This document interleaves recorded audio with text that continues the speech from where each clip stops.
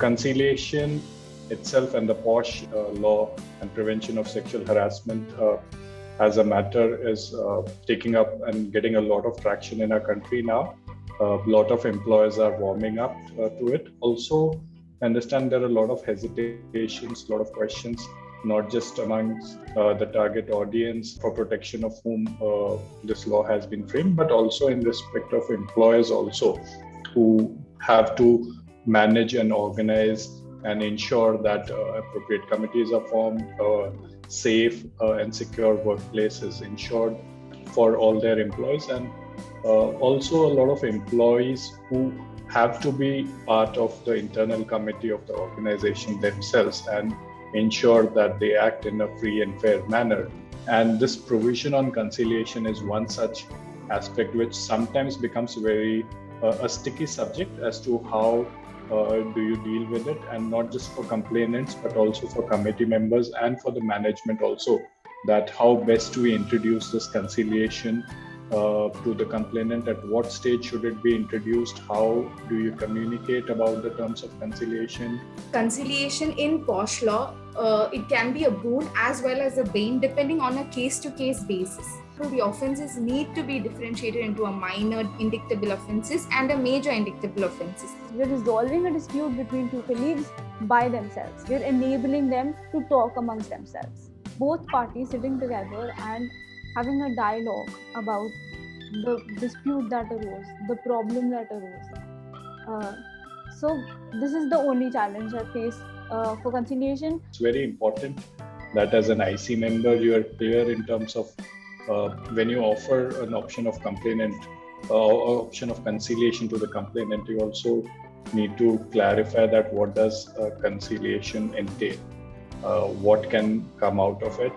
Of course, there's no option of monetary settlement. That should be clarified upfront. But yes, face up and ask that, okay, this was something which was there, which was not acceptable, and this is something I have a problem with, and then see that what does the complainant has to respond, what does the respondent has to say to that, and does he accept that it was something which was inappropriate on her part, and then we can come to it.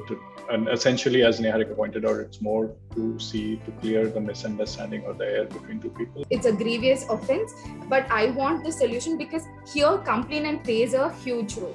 It's the burden of proof lies on the complainant. I think that should also be heard. The way, if you start reading, it's not something which talks about, say, that it has to be necessarily offered to a complainant. It just says that the internal committee may, if the complainant requests, take steps to settle the matter between the complainant and the respondent. So there's a lot of words which are kind of used in the section itself. It says that the internal committee may take steps if the complainant offers to settle the matter between respondent and between the complainant and the respondent. So that is the operative part that we need to very carefully take care of, and it's also on part of IC that whether they feel that they need to take steps and to ensure that there is a settlement between the parties. But as a matter, why conciliation probably was introduced and referred into the POSH Act was also from the perspective that there is an alternative channel, and if the complainant feels that there is something that she expects from the respondent, and she can demand that this is something that has to be accepted by the respondent, and if the respondent accepts, there is a settlement that can be arrived at between the parties, and we don't need to go through a formal inquiry channel. It is one of the courses that has been made available under the Act, and the complainant has been given the right to choose. I would again like to reiterate, the aim of the law is not to punish. It is to enable a sexual harassment-free work environment, right? So the complainant needs to be informed of the choice. Also, I was going through the comments in the chat, and they have been saying the word offered is wrong. Yes, it is not offered as a prerequisite. It is offered, it is informed as a choice. At any stage of the proceeding, you can still opt out if the conciliation doesn't work. And it also obviates the party's freedom seeking recourse to the court system as well. So as a first step, if conciliation doesn't work, then you can go proceed to the inquiry as well. So conciliation still acts as a filter. It to see from a larger perspective, it is a boon to the complainant.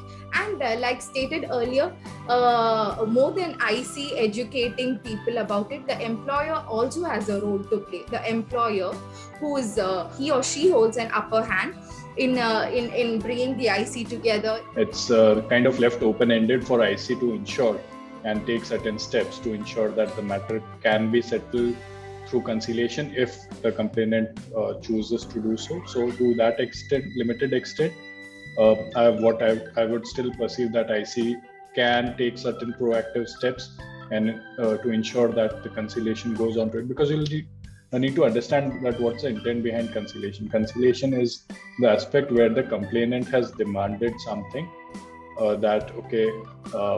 the complainant has certain rights and demands that the respondent should first accept what has happened, or she may have certain other expectations from the respondent. So it is important that both parties understand what is expected from each other, and that respondent acknowledges that there was something which was not appropriate on that part, and this is what is the expectation of the complainant out of this inquiry, out of this conciliation process. And if doesn't agree, then the matter needs to proceed through a formal inquiry channel. Would still recommend that IC to actively take up conciliation between the parties, and of course it should not be just because we are in an informal process of discussion that it can take its own sweet time.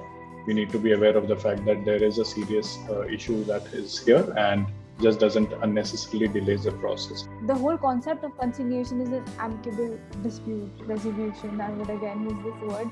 Termination and suspension is something that you're basically punishing the person. You're basically holding him responsible for something which cannot be done before it is proved. And since inquiry is the way to do it, inquiry is the way where evidences are weighed, there is a recommendation made by the IC which basically represents, which is a civil court in its power. So obviously we can't go for transfers or suspensions or terminations. IC can go a little way beyond, have a refreshed session again, talk to the person again, how is it, micromanage the accused or proven guilty. All those steps can be taken, but is it taken is a question mark, and it differs from an institution to an institution. They should do it. If I was a panel member of an ICC, I would do it.